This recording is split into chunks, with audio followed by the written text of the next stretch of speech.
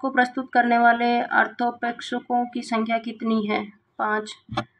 सूच्य कथानक को प्रस्तुत करने वाले अर्थोपक्षेपकों की संख्या 5 होती है। विषकंभक बीती या भावी घटनाओं की सूचना देने वाला विषकंभक कहलाता है। प्रवेशक, इसके अंतर्गत भी सूचना विषकंभक की भांति दी जाती है, किंतु इसका सूचक पात्र अधम श्रेणी का होता है। चुल्लिका, पर्दे के पीछे से दी जाने वाली सूचना को चुल्लिका कहते हैं, जो कि अभी मैं वीडियो बना रही हूँ पर्दे के पीछे, तो ये चुल्लिका में आएगा। आकाश्य, यदि किसी बात की सूचना दी जाए जिसमें अगले अंक के प्रारंभ होने का संकेत हो, आकाश्य कहलाता है। यूट्यूब के ऊपर अपकमिंग वाला आता है, वो आकाश्य में आता है। अकावतार, जहाँ प्रथम अंक की वस्तु का विच्छेद किए बिना दूसरे अंक की वस्तु आरंभ हो जाए, वहाँ अकावतार कहलाता है। प्लेलिस्ट,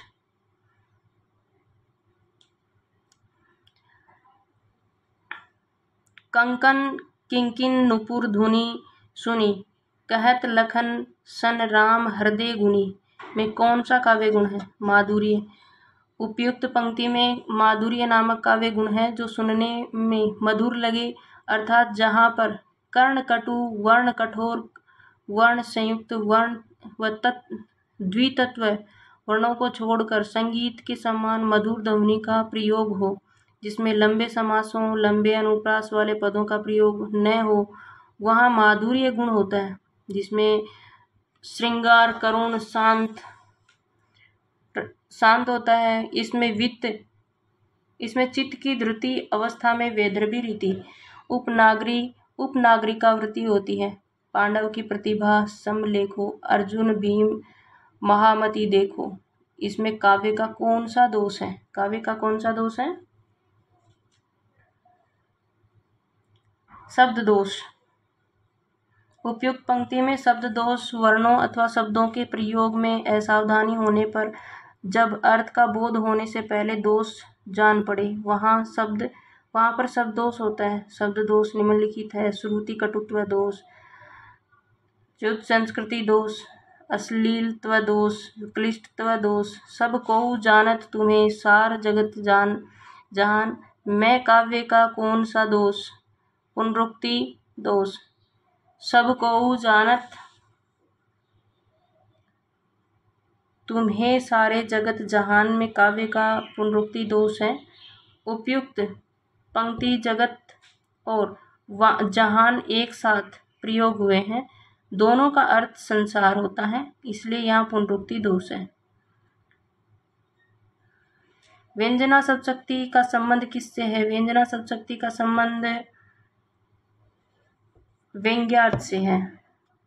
व्यंजना शब्दशक्ति का संबंध व्यंग्यार्थ से निम्नलिखित शब्दों में शब्दशक्तियाँ इस प्रकार है: विदा, मुख्यार्थ, लक्षणा, लक्ष्यार्थ, व्यंजना, व्यंग्यार्थ।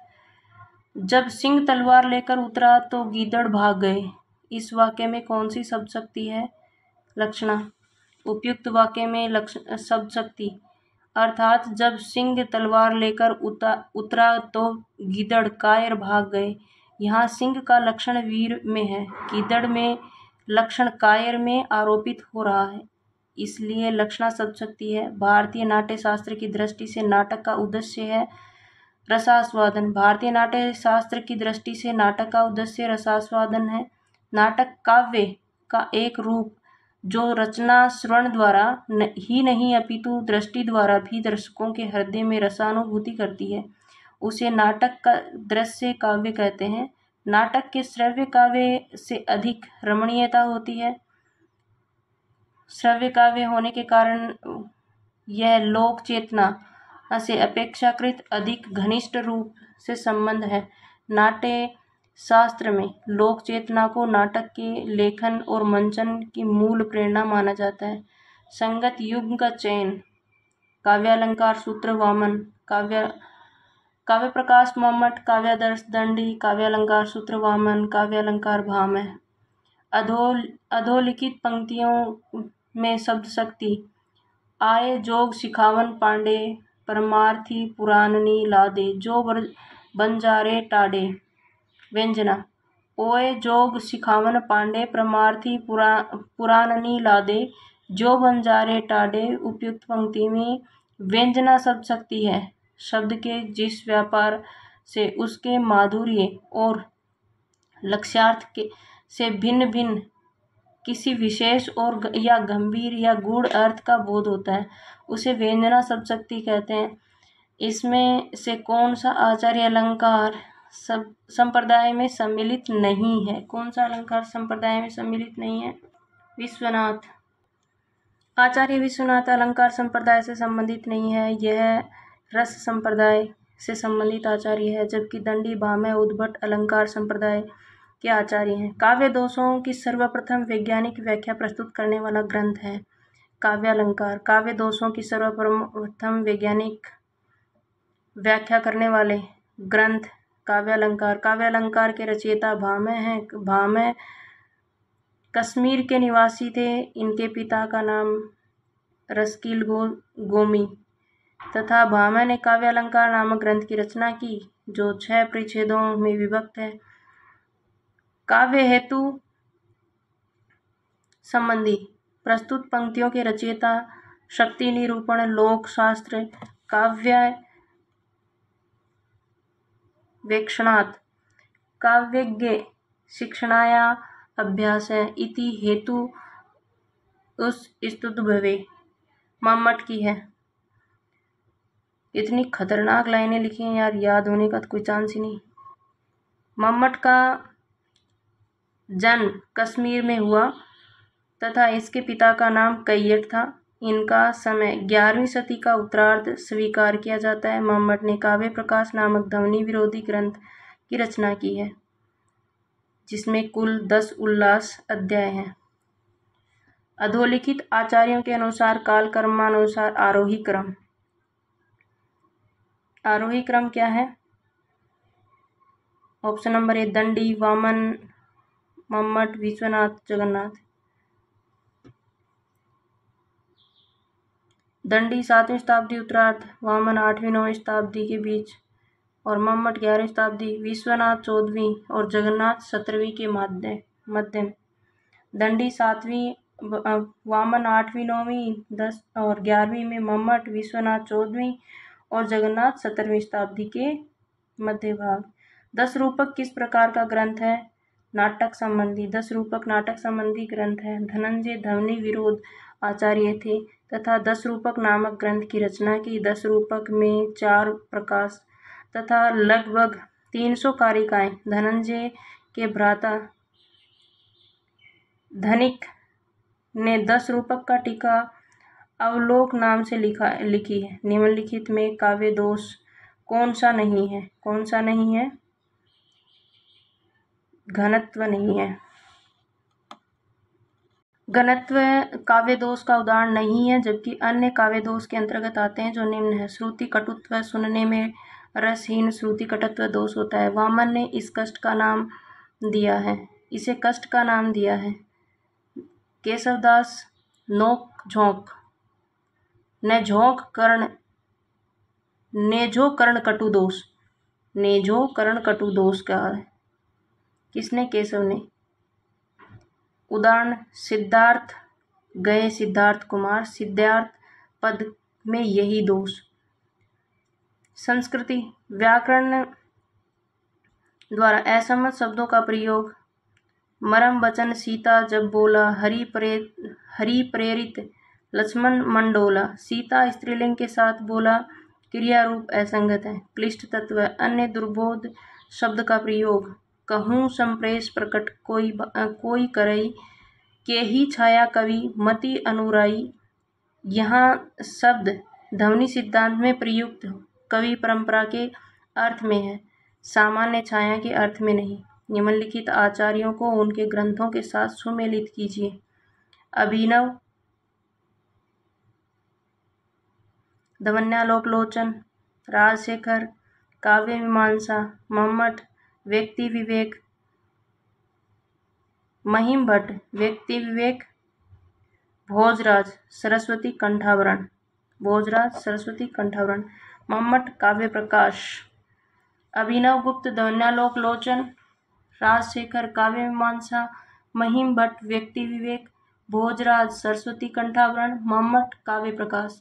अभिनव गुप्त ध्वन्यालोक लोचन, राजशेखर काव्य मीमांसा, महिम भट्ट का भक्ति विवेक, भोजराज सरस्वती कंठाभरण, मम्मट काव्य प्रकाश।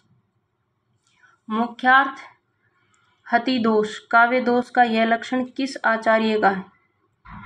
आचार्य मम्मट का। मुख्यार्थ हतिदोष काव्य दोष का यह लक्षण आचार्य मम्मट द्वारा दिया गया है।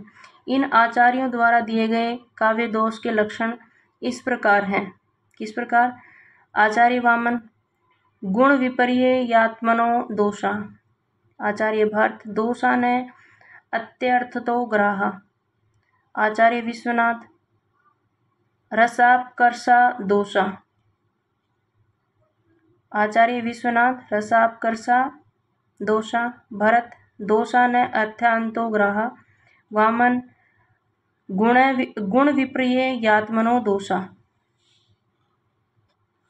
काव्य शोभाया कतारो धर्मा गुणा काव्य गुण की उपयुक्त परिभाषा किस आचार्य ने दी?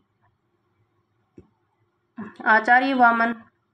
काव्य शोभाया कतारो धर्मा गुणा काव्य गुण की परिभाषा आचार्य वामन ने दिया है। वामन रीति संप्रदाय के प्रवर्तक हैं। इनके काव्य शास्त्रीय ग्रंथ का नाम काव्य अलंकार सूत्रवर्ती है। निम्नलिखित में से कौन सी ओज गुण से संपन्न रचना की परिभाषा भरत मुनि ने दी है?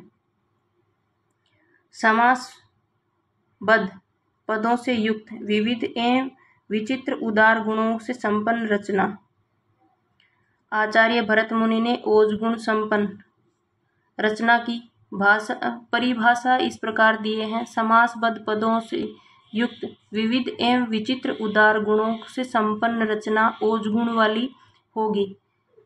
निवृत्तासी शिला चरण टकराता फिरता पवमान उपयुक्त पंक्ति में कौन सा काव्य दोष है? अप्रयुक्त। नीरवता सा शिला चरण टकराता फिरता पवमान उपयुक्त काव्य पंक्तियों में अप्रयुक्त काव्य दोष हैं। अप्रयुक्त अर्थात अव्यवहृत या अप्रचलित। अनुपयुक्त दोष जहाँ काव्य में अप्रचलित शब्दों का प्रयोग होता है वहाँ अनुप्रयुक्त दोष होता है। इन पंक्तियों में पवन के लिए पवमान अप्रचलित शब्द का प्रयोग हुआ, अतः यहाँ अनुपयुक्त दोष होगा। कालक्रम की दृष्टि से निम्न आचार्यों का सही अनुक्रम है। वामन, कुंतक, मम्मट और विश्वनाथ। वामन 8वीं शताब्दी, कुंतक 10वीं शताब्दी, मम्मट 11वीं शताब्दी और विश्वनाथ 14वीं शताब्दी। निम्नलिखित अवधारणाओं को उनसे संबंधित आचार्यों के साथ सुमेलित कीजिए। उत्तर संरचनावाद लुई अल्थुसर, यथार्थवाद जॉर्ज लुकास, स्वच्छंदतावाद रॉबर्ट बर्न्स और उत्तर आधुनिकतावाद फ्रेडरिक जेमसन। उत्तर संरचनावाद लुई अल्थुसर, यथार्थवाद जॉर्ज लुकास, स्वच्छंदतावाद रॉबर्ट बर्न्स, उत्तर आधुनिकतावाद फ्रेडरिक जेमस। तद्दोषो शब्दार्थो सगुणा अलंकृतो पुनः क्वापि कथन किसका है? यह कथन मम्मट का है। काव्य हेतु कितने प्रकार के हैं? काव्य हेतु 3 प्रकार के हैं, प्रतिभा, व्युत्पत्ति और अभ्यास। रीतिकात्मक काव्य किसका कथन है? वामन का। रीतिकात्मक काव्य वामन का कथन है। वामन ने रीति को काव्य की आत्मा माना। ये रीति संप्रदाय के प्रवर्तक हैं, आचार्य माने जाते हैं। सद्य प्रनिवर्ते कांता सम्मति योपदेश पुंजे युजे कथन किसका है? मम्मट। जबकि वामन, भरत मुनि तथा हेमचंद्र ने इस कथन से संबंध नहीं है। उत्पत्तिवाद किस आचार्य का सिद्धांत है? उत्पत्तिवाद भट्टलोलट। उत्पत्तिवाद आरोपवाद सिद्धांत भट्टलोलट का है, जबकि भट्टनायक का सिद्धांत भुक्तिवाद भोगवाद तथा अभिनव गुप्त का सिद्धांत अभिव्यक्तिवाद एवं शंकुक का अनुमितिवाद। आचार्य आनंदवर्धन किस संप्रदाय के आचार्य माने जाते हैं? ध्वनि। आचार्य आनंदवर्धन ध्वनि संप्रदाय के आचार्य। इन्होंने ध्वनि को काव्य की आत्मा मानकर ध्वनि संप्रदाय का प्रतिपादन किया, जबकि अलंकार संप्रदाय के प्रतिपादक आचार्य भामह है। वक्रोक्ति के प्रतिपादक आचार्य कुंतक और औचित्य के क्षेमेंद्र। काव्यादर्श का रचनाकार कौन है? काव्यादर्श का रचनाकार कौन है? वामन। काव्यादर्श के रचनाकार दंडी है, वामन नहीं। जबकि आचार्य भरत मुनि ने नाट्यशास्त्र की रचना की। आचार्य वामन ने काव्यालंकार सूत्रवर्ती नामक काव्य शास्त्रीय ग्रंथ लिखा। सरस्वती कंठावरण किस रचनाकार का ग्रंथ है? किस रचनाकार का ग्रंथ है? भोज। सरस्वती कंठावरण नामक रचनाकार भोज राज का है। काव्य श्रृंगार प्रकाश भोजराज। काव्य अलंकार भामह। काव्य अलंकार सूत्रवर्ती वामन। महाभाष्य पतंजलि। इस वीडियो में इतना ही। चैनल को शेयर करें और सब्सक्राइब करें। अगले वीडियो को हम रस से बनाएंगे और क्वेश्चन नंबर 493 से स्टार्ट होगा। इसमें 856 है भारतीय काव्य शास्त्र में क्वेश्चन, जिसमें से कि हम 493 पे पहुंच गए हैं। 50% हो चुका है यूनिट। चैनल को शेयर करें, सब्सक्राइब करें। धन्यवाद।